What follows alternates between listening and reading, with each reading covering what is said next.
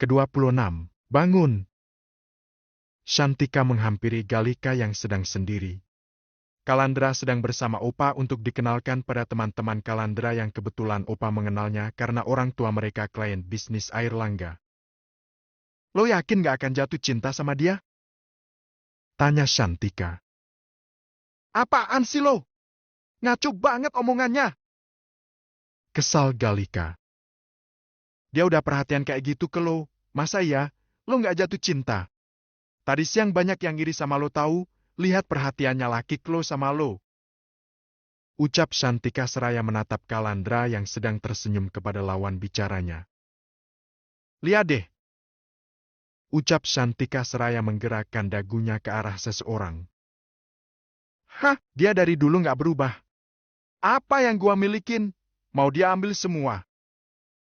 Ucap Galika seraya menatap seorang wanita dengan balutan dress hitam ketat yang membentuk lekukan tubuhnya. Lo gak takut? Tanya Shantika seraya menoleh ke arah Galika. Takut untuk apa? Tanya Galika yang juga menatap Shantika. Takut jika Kalandra jatuh cinta ke dia? Gak masalah, lagian itu hak dia.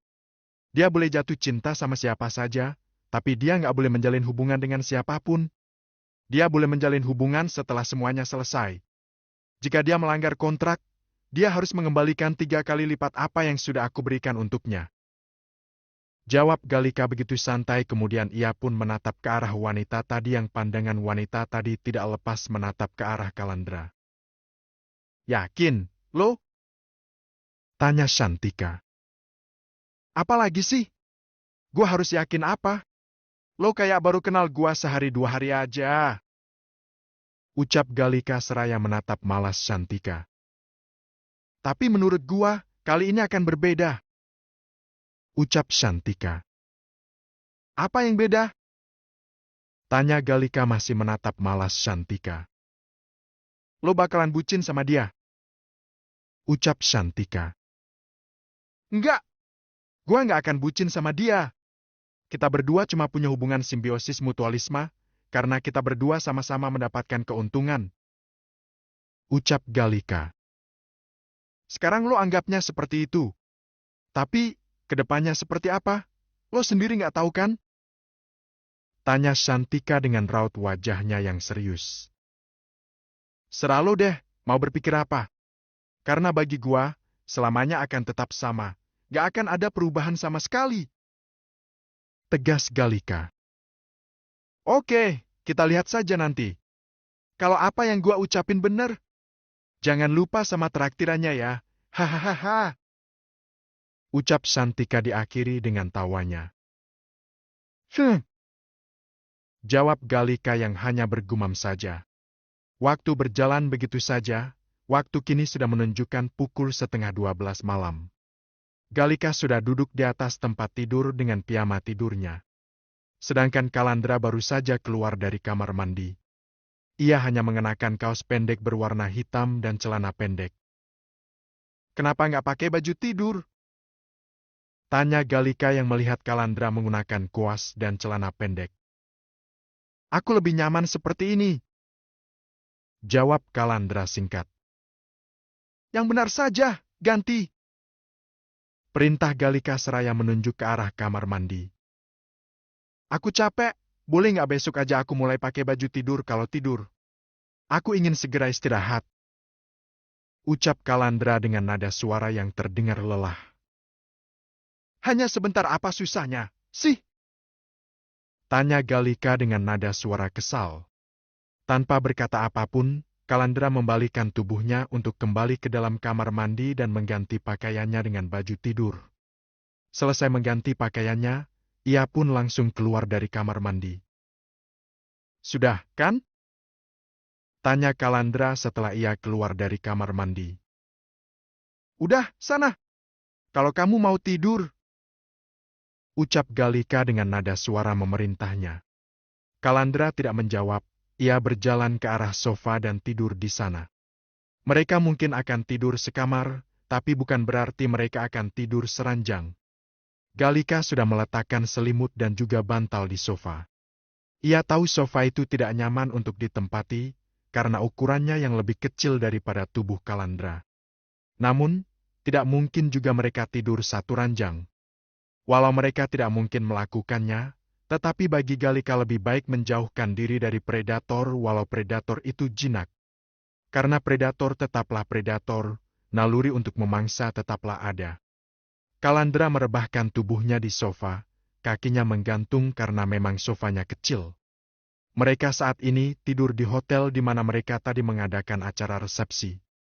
Galika fokus dengan handphonenya, ia menunggu Kalandra benar-benar tidur dengan lelap.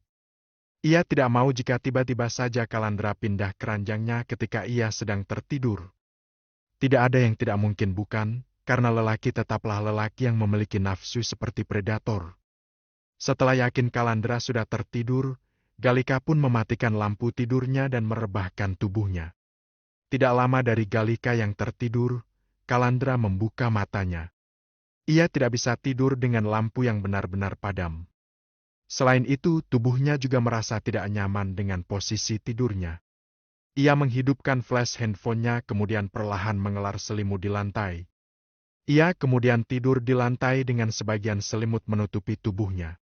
Mencari posisi ternyamannya dan ia pun kembali tidur dengan nyaman. Pagi pun tiba, Galika terbangun lebih dahulu dibandingkan Kalandra.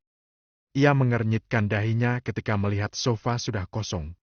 Galika pun perlahan mendudukkan tubuhnya kemudian mengusap matanya yang masih terasa mengantuk. Tetapi, ia harus bangun untuk menjalankan sholat subuh. Ia turun dari tempat tidur dan tidak lupa menyalakan lampu tidur. Ketika berjalan ke arah kamar mandi, ia mengernyitkan dahinya melihat sesuatu di lantai. Dia pun langsung menghidupkan lampu kamar untuk melihat apa yang berada di lantai. Galika bernapas lega. Ternyata Kalandra tidur di lantai dengan seluruh tubuhnya tertutup dengan selimut. Pasti gak nyaman banget tidur di sofa, makanya dia tidur di lantai, ucap Galika. Galika kembali mematikan lampu kamar, supaya Kalandra tidur dengan nyaman. Ia mencuci wajah kemudian mengambil wudhu. Melaksanakan sholat subuh setelah itu ia berjalan ke arah Kalandra untuk membangunkan Kalandra. Jika tidak dibangunkan, takutnya Kalandra tidak sholat subuh. Dengan pelan Galika menempuk tubuh Kalandra. Kalandra! Panggil Galika dengan suara pelan. Kalandra tidak bergerak bahkan tidak menjawab sama sekali panggilannya. Galika sedikit memukul tubuh Kalandra lebih keras lagi seraya memanggil nama Kalandra.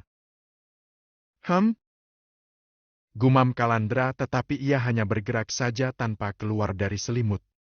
Kesal, tentu saja kesal karena Kalandra susah untuk dibangunkan. Kalandra Mahardika! Bangun! Sholat subuh! Pekik Galika dengan nada suara tinggi. Kalandra langsung terbangun hingga terduduk. Wajahnya terlihat begitu terkejut dengan teriakan Galika. Buruan bangun! Udah jam berapa ini? Sholat subuh sana! Ucap Galika dengan nada suara kesalnya. Ia kemudian berdiri dari jongkoknya dan Kalandra kini menatap Galika dengan tatapan bingung. Nyawanya belum kumpul semuanya, jadi ia masih bingung dengan apa yang terjadi.